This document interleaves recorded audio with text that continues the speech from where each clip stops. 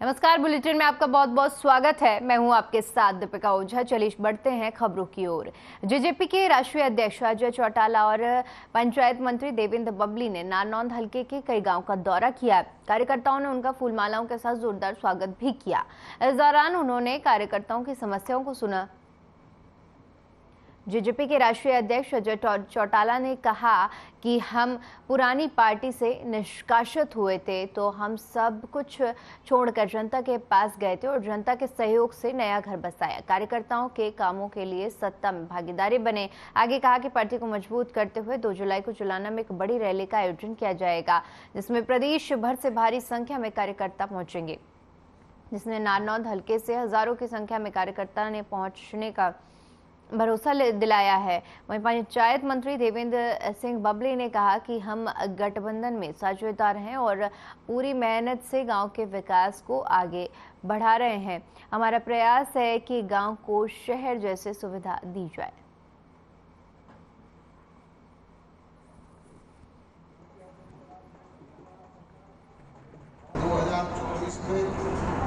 आपके बीच में पार्लियामेंट के चुनाव होने वाले हैं और उन चुनावों की तैयारियां सभी राजनीतिक दलों ने शुरू कर रखी है। हमने भी उसके सिलसिले में आगामी 2 जुलाई को जुलाना में एक विशाल रैली रखने का निर्णय किया। उसका न्योता और निमंत्रण देने के लिए भी आपके बीच में हाजिर हुआ हूँ। वैसे तो जब कभी भी पार्टी ने आपको कहीं पर देश के किसी कोने में भी बुलाया, आपने लाखों की तादाद में हंसते गाते बजाते ढोल नगाड़ों के साथ वहां पहुंच करके अपनी ताकत को प्रदर्शित किया, अपने संगठन की क्षमता को दर्शाया। और पिछले दिनों भिवानी में जो पार्टी के स्थापना दिवस की रैली हुई, उसमें भी लाखों की तादाद में पहुंच करके आप लोगों ने अपनी ताकत को प्रदर्शित करने का काम किया। वो पैसा माननीय मुख्यमंत्री जी की टेबल पर सारी फाइलें हैं, जल्दी वो पैसा रिलीज करने का काम करेंगे, जिससे हमारे काम का विकास हो सके। और जो भी मांग पत्र आप देंगे, पर कैपिटल जो आपका हिस्सा बनता है, वो पैसा भी गाँव भेजने का काम करेंगे। पैसे की चिंता आप ना करो। केवल आपने चिंता यह करनी है, जो रुपये आप लोग देते हैं वो पूरे के पूरे 100% डेवलपमेंट में लेके आए। निगरानी कमेटियां बनाकर अपनी पंचायतों की, अपने विधायक की, अपने मंत्री की, अपनी सरकार की निगरानी करें। उस पैसे को सुनिश्चित करें कि ये पैसा हमारा 100% डेवलपमेंट में चले रहे।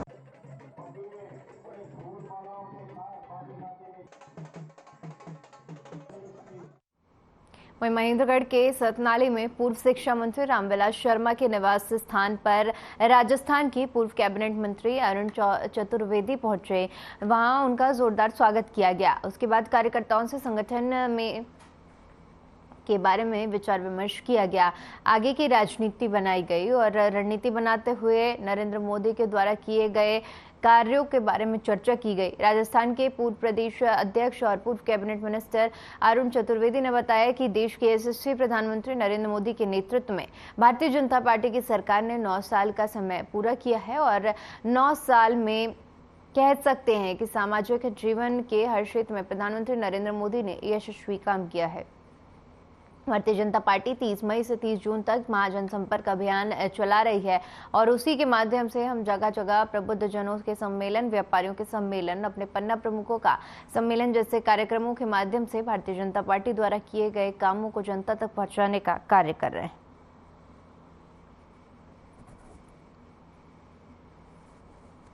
राजस्थान में श्रीमती वसुंधरा राजे सिंधिया की सरकार में कैबिनेट मंत्री और हरियाणा में 4 लोकसभाओं के प्रभारी श्रीमान अरुण जी चतुर्वेदी सतनाली निवास पर कार्यकर्ताओं के साथ पधारे। मैं उनका हार्दिक अभिनंदन करता हूं, मैं उनका स्वागत करता हूं। यशस्वी प्रधानमंत्री नरेंद्र मोदी जी के नेतृत्व में भारतीय जनता पार्टी की सरकार ने 9 साल का समय पूरा किया है और 9 साल में हम कह सकते हैं कि समाज जीवन के हर क्षेत्र में, चाहे वो सामाजिक रोडमैप बनाने के बाद हो, उसके उत्थान का विषय होगा, चाहे हम बात करें उज्ज्वला योजना की, शौचालय की, जनधन के नाते से पैसे के ट्रांसफर की, इस सब का होगा, या देश के आधारभूत ढांचे को मजबूत करने का, सामान्य व्यक्ति के जीवन स्तर उठाने का, आंतरिक सुरक्षा या बाह्य सुरक्षा, दुनिया की बाकी देशों के साथ हमारे संबंध, इन सब में एक यशस्वी काम नरेंद्र मोदी जी के नेतृत्व में हुआ है। भारतीय जनता पार्टी 30 मई से 30 जून तक महासंपर्क अभियान का कार्यक्रम लिया है। उसके माध्यम से हम जगह जगह प्रबुद्धजनों के सम्मेलन, व्यापारियों के सम्मेलन, हम अपने पन्ना प्रमुखों का सम्मेलन, इसी प्रकार के कार्यक्रमों के माध्यम से उन कामों को पहुंचाने का काम कर रहे हैं।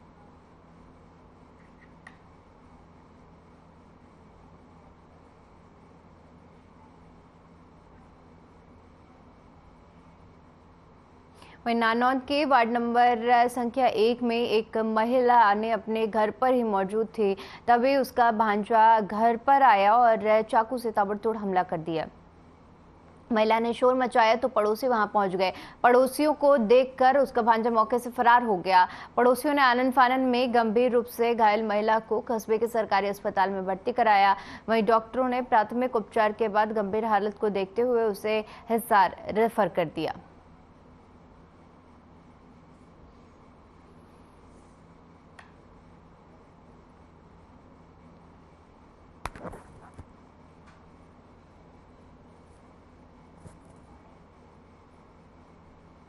शादी है जी, नानोद की पत्नी है यहाँ और कैथल की बेटी है और जी इसके घरवाला मर रहा है और बेचारी दिहाड़ी दप्पा करके कमा के खा रही है। इसका कोई इंसाफ मिलना चाहिए जी। इसकी कोई दुश्मनी नहीं जी, कोई दुश्मनी नहीं है इसकी किसी के साथ भी। आज जी कुछ नहीं है कि एकदम आया वो लड़का, ना कोई रोड़ा ना कोई लड़ाई किसी के साथ भी। इसकी अंदर आकर ना चक्कू बिठा गया जी। अभी अपना सिविल हॉस्पिटल नारनौंद में लोकल वार्ड नंबर 1 से एक महिला आई है, जिसपे कुछ तेज़ हथियारों से उसके पेट पे और कुछ गर्दन में जो है हमला किया हुआ है, जिसका हमें ऑन ड्यूटी डॉक्टर द्वारा इलाज किया जा रहा है और जैसा कि बताया कि उसको रेफ़र किया जाएगा आगे सर्जन स्पेशलिस्ट की राय के लिए।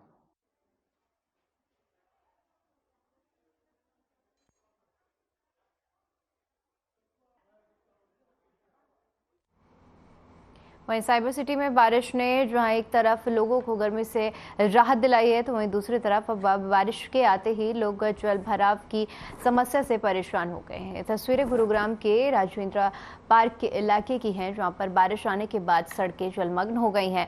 बारिश में जहां एक तरफ लोगों को गर्मी से राहत मिली है, तो वहीं दूसरी तरफ जल भराव की समस्या से अब साइबर सिटी के लोग काफी ज्यादा परेशान हैं। एक तरफ 2024 के चुनाव को लेकर सभी प्रत्याशी सड़क, बिजली, पानी के वादे कर रहे हैं, तो वहीं दूसरी तरफ सड़क की हालत जो है उसने प्रशासन की पोल खोल दी है।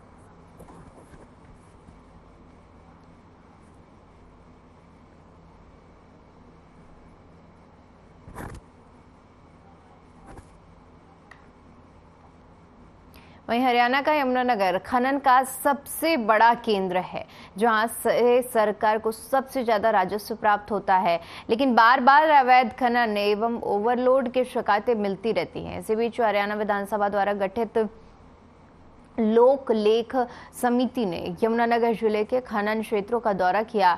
इससे पहले समिति के सदस्यों ने समिति के चेयरपर्सन विधायक वरुण चौधरी के नेतृत्व में अधिकारियों से बातचीत कर जानकारी ली और इस दौरान समिति के सदस्य विधायक सुरेंद्र पवार कुमार, राजकुमार कश्यप भी मौजूद रहे। हालांकि यह 9 सदस्यों की विधायक की कमेटी है, लेकिन इसमें 3 विधायक ही शामिल हुए। समिति के चेयरपर्सन वरुण चौधरी ने बताया कि हरियाणा के लगभग 14 विभागों के अधिकारी इस बैठक में शामिल हुए। उनसे जानकारी मांगी गई कि रवाना का पूरा ब्यौरा दिया जाए। प्रदूषण विभाग और माइनिंग विभाग के अधिकारी माइनिंग क्षेत्रों का नियमित से दौरा करें। खनन की कार्यप्रणाली, खनन विभाग की कार्यप्रणाली और जिला स्तर पे जो मॉनिटरिंग कमिटीज बनी हुई है वो किस तरह से कार्य कर रही हैं खनन के कार्य को लेकर, उसके बारे में हम जानकारी लेने और आगे अब फील्ड विजिट करने के लिए आज यमुनानगर जिले में आए हैं ये लोक लेखा समिति की ओर से, और विभाग के अधिकारीगण और जो हमारा जिला प्रशासन है उनके साथ हमने विस्तार से चर्चा करी, जो भी स्टेक होल्डर्स है, कि क्या क्या कार्रवाइयां कर रहा है विभाग और जिला प्रशासन और क्या क्या अभी और करना बाकी है।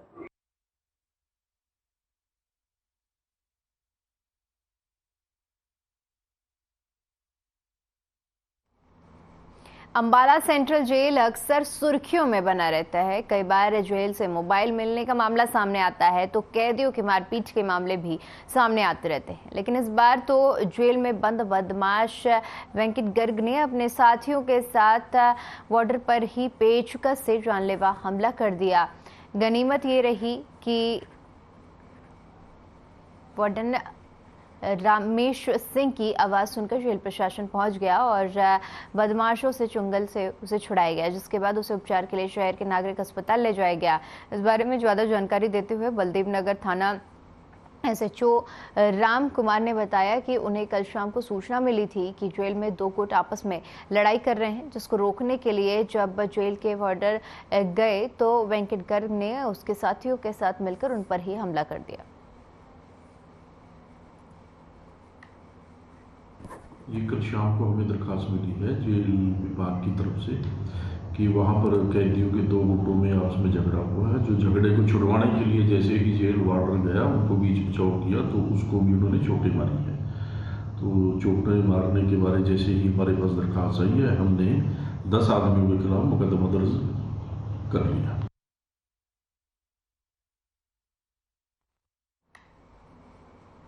भिवानी के गांव तालू में शराब ठेके के बाहर बैठे करिंदों पर कार सवार होकर 3 से 4 युवक ने गोली चला दी।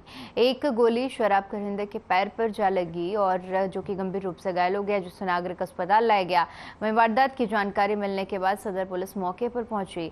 बताया जा रहा है कि 2 दिन में गोली चलने की यह दूसरी वारदात है। गाँव तालू निवासी प्रवीण ने बताया कि यह गांव के शराब ठेके पर सेल्समैन है। सुबह गांव के ही 2 युवक के साथ वह शराब ठेके के बाहर बैठा हुआ था और इसी दौरान सिल्वर रंग की कार उनके पास आकर रुकी और कार में बैठे हुए युवक ने उनकी तरफ पिस्तौल तान दी और गोली चला दी। इसके बाद गाड़ी वापस मुड़कर आई और फिर से 4 से 5 फायर की गई। वहां बैठे 2 अन्य युवक बाल बाल बच गए, वहां से भाग गए। मौके पर पहुंचे सदर पुलिस और भिवानी CIA टीम भी सक्रिय हो गई है और फायरिंग करने वालों की तलाश की जा रही है।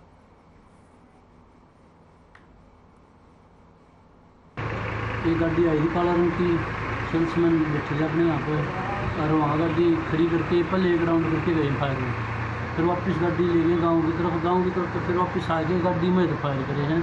अपने 2 भाई और थे, जो सेल्समैन था, एक भाई आड़ा खड़ा था, उसके पैर में लगी, पिंडी में लगी।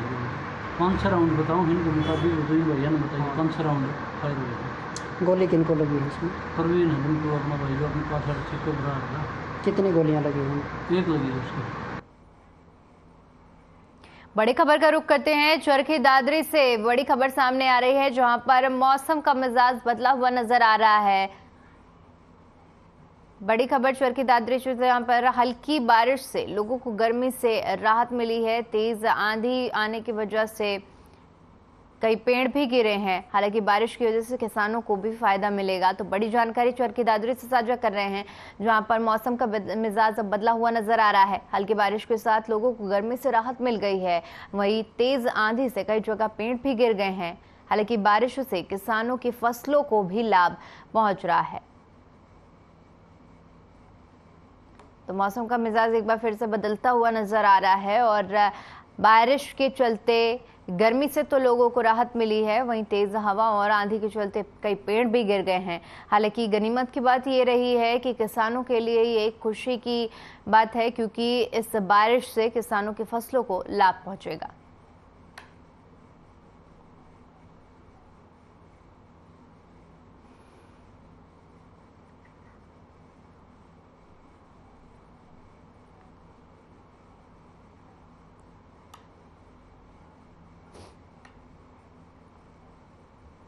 तस्वीरें हम आपको दिखा रहे हैं, चरखी दादरी की ये तस्वीरें हैं, जहां पर मौसम का मिजाज बदल चुका है और तेज़ हवाओं के साथ बारिश भी हुई है। हालांकि फसलों के लिए ये काफ़ी अच्छा संकेत है। बारिश से फसलों को काफ़ी ज़्यादा लाभ पहुंचेगा और कई जगह साथ साथ पेड़ गिरने की भी खबर सामने आ रही है। बदले हुए मौसम के चलते लोगों को गर्मी से तो निजात मिल गई है।